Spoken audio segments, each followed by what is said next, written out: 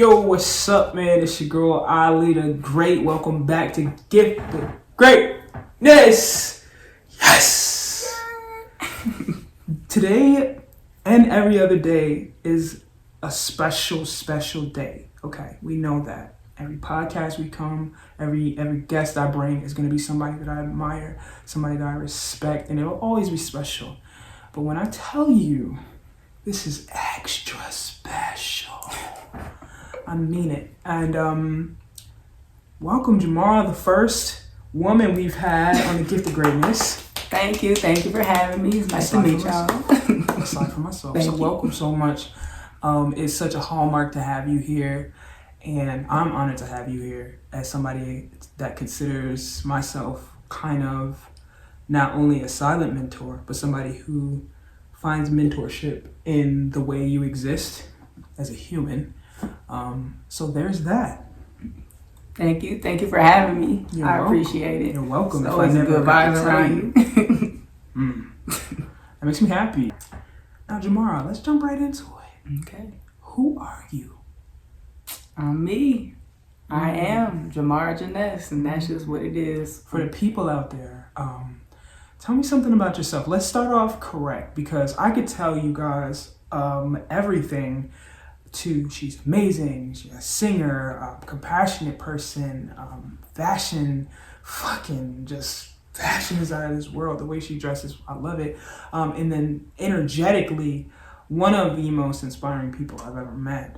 And those are my words. But in your words, to introduce yourself to the world, so to speak, tell people who you are.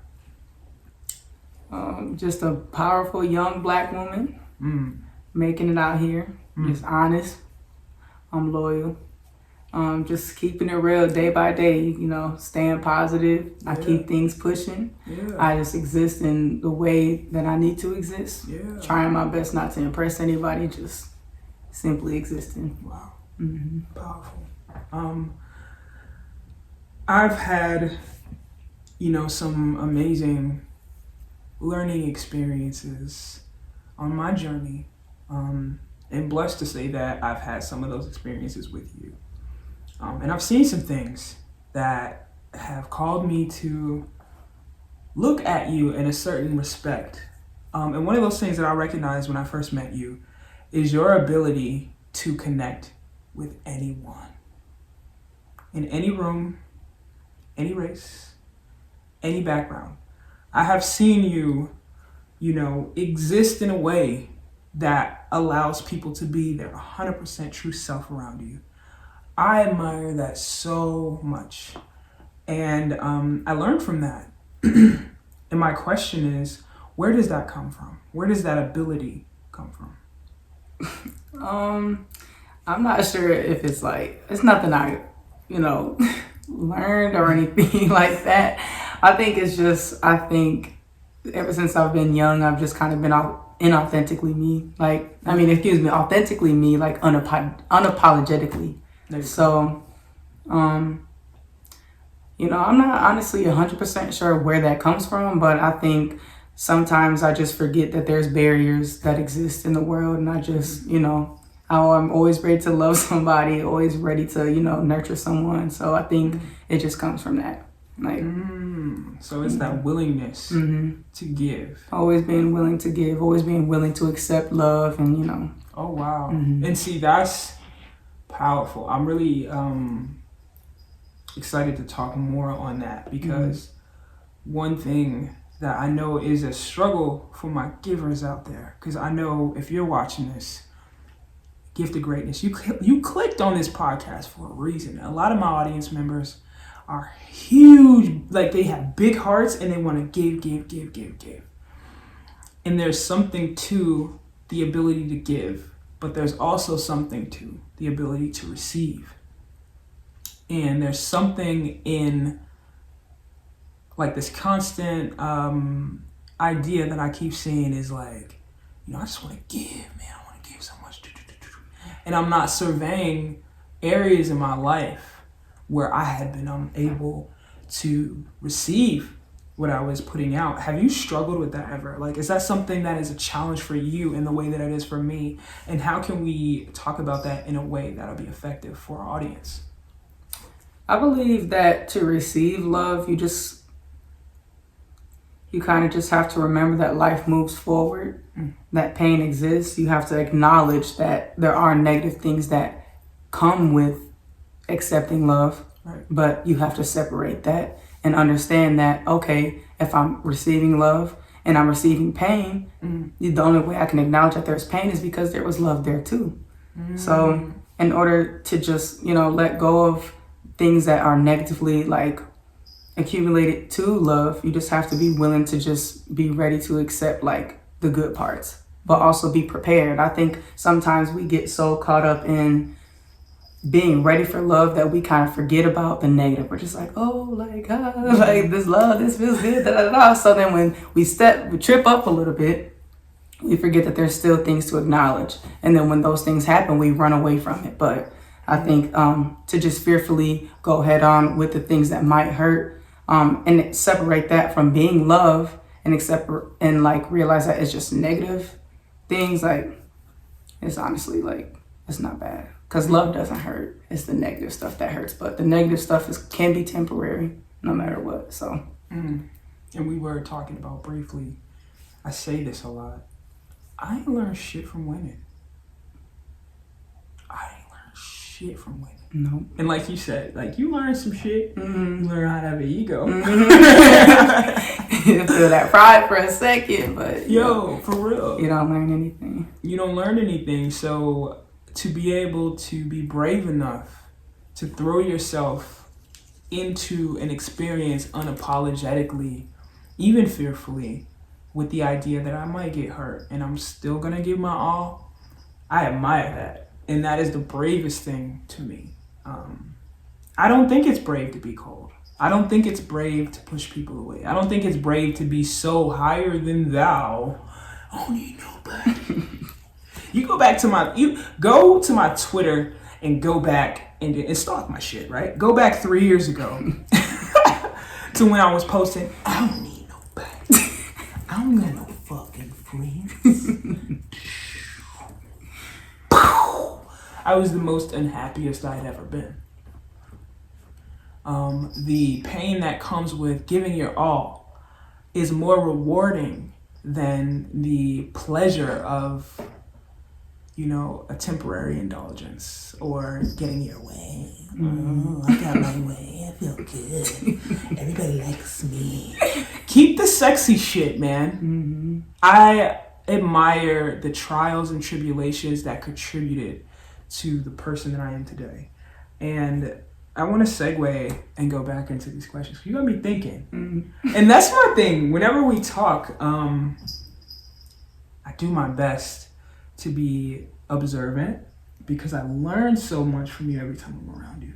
Every time. Like, even when you're just like... So the thing is, like, you're funny as fuck. Like, this is one thing, like, everybody that knows Jamarra knows, like, Jamarra is funny as hell. She will take the most traumatic fucking situation and make it funny as fuck. But she's like, hell yeah, this shit happened to me. I was sleeping in the motherfucking Pepsi bottle. And like, I resonate with these experiences because I've had them. But the humor and the lightheartedness allows for me to rejoice in the lessons I've learned. And when I'm with you or when I'm able to, have the gift of your presence, I'm just like, I'm taking it all in and I'm absorbing it all because there's so much love in everything you do. So for me, my next question, and it was important for me to ask this, how do you deal with your challenges? How do you deal with everyday challenges, whatever it is? How do you deal with it? Acknowledging that they're there, because in the past I was so like strong on avoiding or overcompensating, like doing ridiculous things to avoid how I feel. But I think to deal with everyday struggles, I just allow myself to feel however it feels, and allow myself to feel it for a second, but don't stay stuck. Because I think that's the biggest problem, because it can be as simple as, okay, I spilled something over, for example. I can be so mad about it all day long. But as opposed to doing that, I'm like, oh man, I just dropped my tea. Like, except I just let it stay there. I'm like, I get a little frustrated, whatever. But I just clean it up. Life moves on. Like, it's kind of an idea of the simple things that we hear, like, it'll be okay. Like, life moves on. Like, those are the things that I actually live by, because it's true. Like, life does not stop just because I spilled my tea. Now, let me tell y'all at home why this is funny as fuck. It's the shit I'm talking about. Because, okay, first of all, I'm the one that spilled the damn tea. But that's the thing. If it was like an example right after, it's like that ability for me to laugh with you in that moment, whether you realize it or not. I was frantic for a second, and I was worried about not upsetting you, but like, what's that thing, like, where you look up to somebody, right? Disappointment, like, right. I was like, I don't want to see. I don't want you to see me. It was like, yeah. He was like, it's okay. He was like, leave the towel. He was like, just leave it there. And so to come back and to piggyback on that same thing I was just talking about, it's the everyday, next to a person like yourself, there is a lesson, and there's love in every lesson and everything you experience. I'm seeing this with my own eyes, Jamarra. You turn it into that learning lesson. Because that was just something that happened, and it ended up being something in your mind. So now I see why, as I was frantically like, I can't show her that I'm human. You were like, it's okay. You know, and it's that, those small little things that tell you the core of a person, because that's what matters. Who are you at your core? People at home right now, leave me a comment in the comment section and let me know, who are you at your core? In your eyes, when you look at yourself, what do you see? Drop me a comment. It could be a one-word comment. We're not picky here. And if you haven't already, make sure you like, comment, subscribe. Come on, man. Why haven't you done that? Right. Just do it. So that's nice. All right. I want to get too much off of a tangent. What is the most important thing to you and why? Ooh, you better tell the truth. I think after everything I've been through, 100% without any hesitation, my identity. I think, I don't know why. Like, I do know why, but I'm still, like, you know, a young adult trying to figure that out. But I feel like I've been lost because regular black girl was put in the system. And, I got my name changed and this, that, and the third. And for such a long time, I felt so lost. And, of course, like, my name now, like Jamarra Janess, I am Jamarra Janess, that sticks. But I think the biggest thing to remember is just like, I am. Like, that's the biggest thing that's been holding me together these days. It's just like, I am. Like, people at home,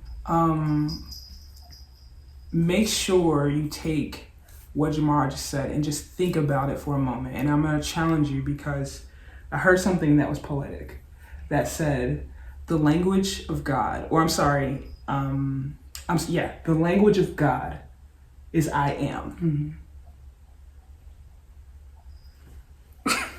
So for my people at home who are not religious, that's okay. Take out of it the message. The message is this: who are you at your core self?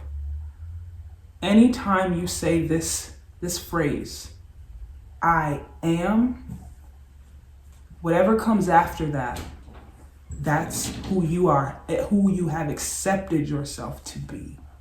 So make it count. I don't want to hear certain shit out of people. I don't want to hear you say, oh, I'm trapped. I am trapped. And in that moment, you become trapped. I am not trapped. And I'm sorry. Another thing that I don't like to hear people say, and that I refuse to say myself, is I will be. You know what I will be is? You know what it is? I am not. So don't be mistaken when the words you spill out spell your reality. Look around you, my friends. If you are not happy, you're responsible. Wow, that was powerful.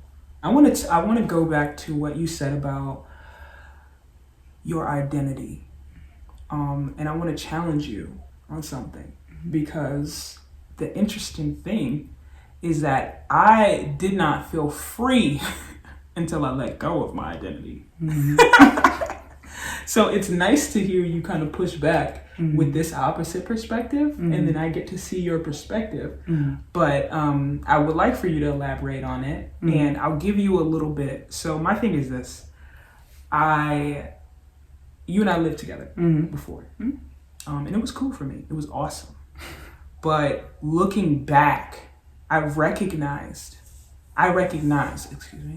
how my identity and how closely I held it to myself was a crutch, because it made me a slave to who I thought I was. I put a limit on who I could be because of who I thought I was. My identity said to me, I can't trust people. All I have is myself. If I don't figure it out, nobody will. Who's gonna do it if not me? My identity made me question everything. And they're just for me. Some things that are outside of our understanding, and we have to do them. And that's called faith. So that empowered me. And I'm curious, because although I don't understand, doesn't mean I'm right. So for you, what is that? What does that mean to you? What does your identity do for you to solidify for you?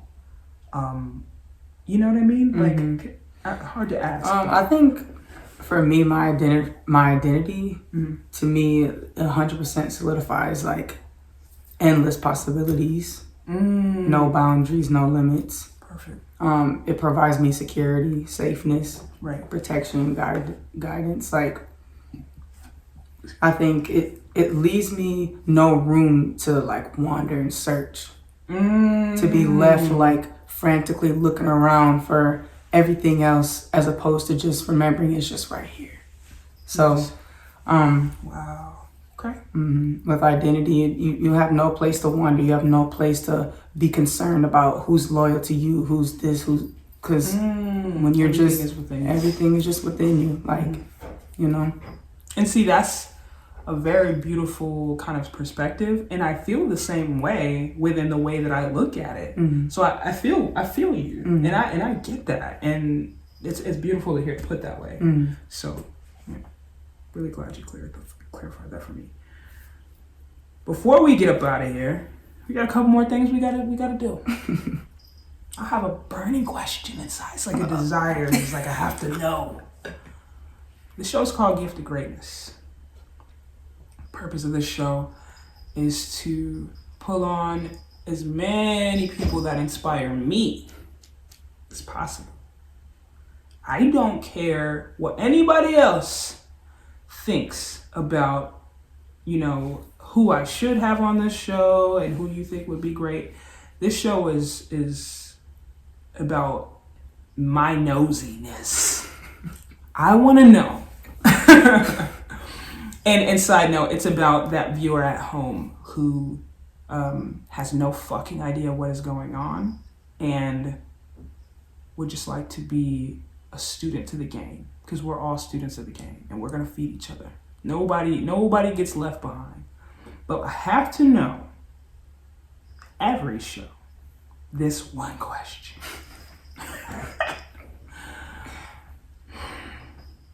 What is your gift of greatness? See that face? That's the face. Let's go.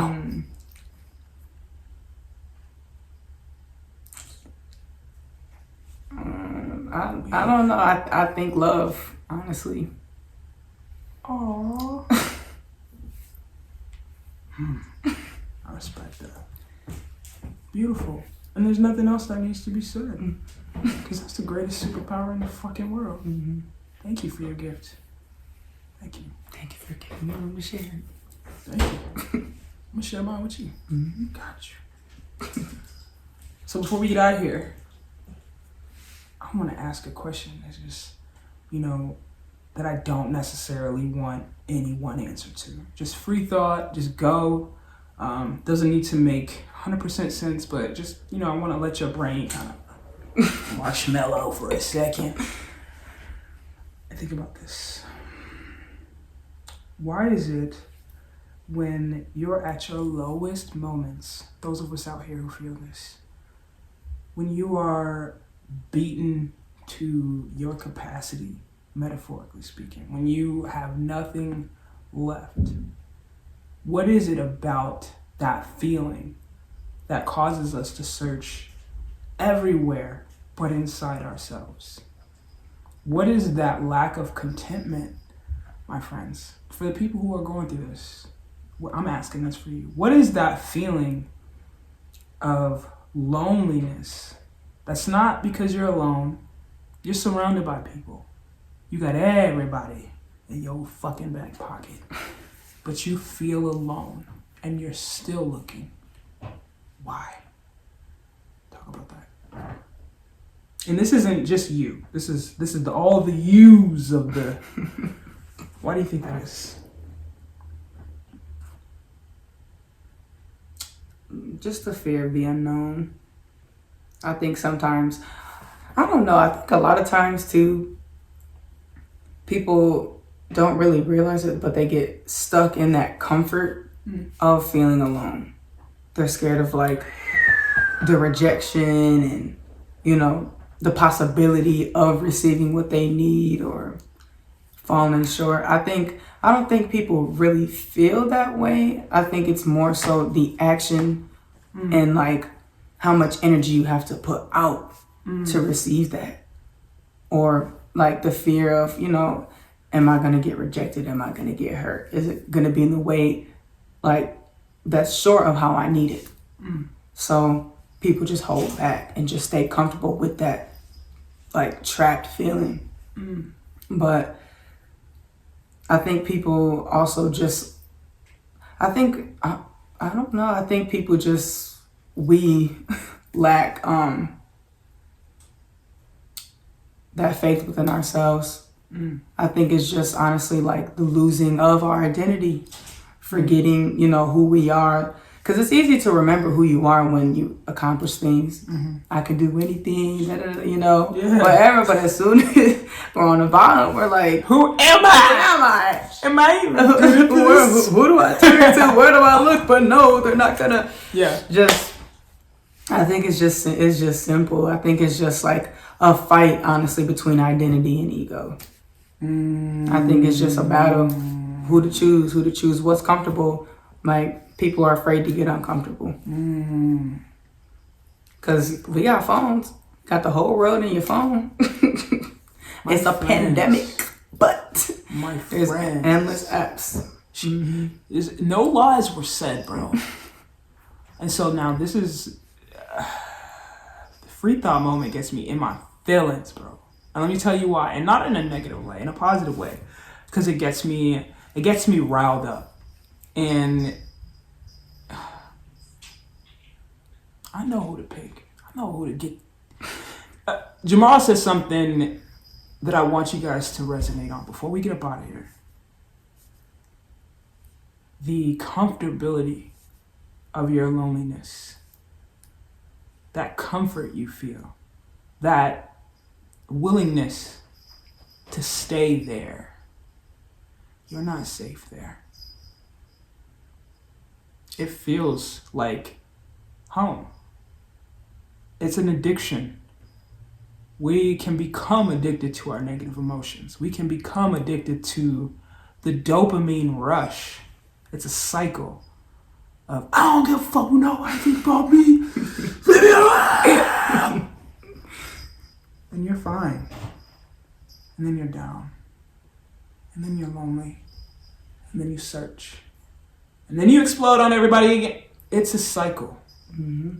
And it's a cycle of fear, my friends. Mm-hmm. So listen to me and listen to me good. Because you're not going to like what I have to say. You're not going to like this next thing I have to say. But I'm going to say it because I care. You are not special. You have to work just as hard as all of the people you want to be like. You don't get to just wake up, decide you want something, and then get it in the mail the next day on Amazon, my friend. It won't work until you do. Here's the good news. You are unique. You do have purpose. Your life has value. You have opportunity, but you have a responsibility. In order for you to receive the fruits of your labor, you have to be willing to sacrifice your comfort. Fucker. You think I'm gonna work as hard as I fucking do every single day, and then some little Ahlee the Great, aka me 10 years ago, is gonna come the fuck along and be like, I deserve it tomorrow. I will fight you, old self. We can fight. You need to, please, for me, because you don't gotta do a damn thing. I'm begging you. Go to your mirror. Hey, this is what I want you to say. Hey. You think you're in charge, but you're not willing to work as hard as it's going to take for you to be the boss of my life. So if you want me to trust you, you need to be willing to do what it fucking takes. Swallow your pride. Talk to yourself. Counsel yourself. Reparent yourself. I don't give a fuck what you didn't have. Give it to yourself. Thank you so much for being here, Great Nation! Gift of Greatness. Thank you so much to my first female guest, to my sister, someone I love so much. Thank you for having me so much. Thank you for being here. Gift of Greatness, you know what the vibes is. Give, big, ask,